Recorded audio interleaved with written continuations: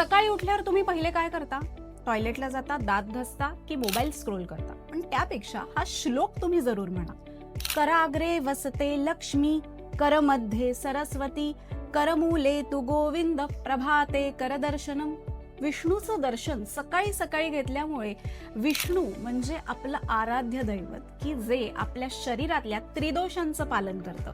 त्यानंतर तुम्ही बघाल तर आपल्या हातांकडे बघितल्यामुळे आपल्याला लक्षात येतं की कर्माचा सिद्धांत, तुम्ही जे कर्म करता ना ते फिरून तुमच्याकडे परत येत असतं. आपल्या हातामधली ताकद आपण ओळखायची आहे. नवीन दिवस, नवीन सुरुवात आणि त्या जोमाने नवीन कामाला लागायचं असतं आणि ही प्रेरणा आपल्याला भगवान विष्णूंकडून मिळत असते. त्यानंतर करमूले तू गोविंदा, प्रभाते करदर्शनम असं म्हटलेलं आहे. त्यानंतर करमध्ये सरस्वती म्हटलंय. करमध्ये सरस्वती म्हणजे काय? बुद्धीची देवता सरस्वती. आपण ना कायम स्टुडंट असतो, आपण कायम सगळ्या गोष्टी शिकत असतो आणि सरस्वती आणि विष्णू हे आपल्या बरोबर असले की लक्ष्मीची प्राप्ती आपोआप होत असते. म्हणजे कर्माचा सिद्धांत सांगितलाय.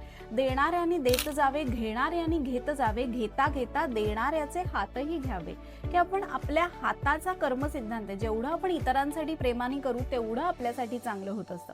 त्यामुळे तुमच्या मुलांना आवर्जून हा श्लोक शिकवा आणि जरूर सकाळी उठल्यावर पहिले हा श्लोक म्हणा.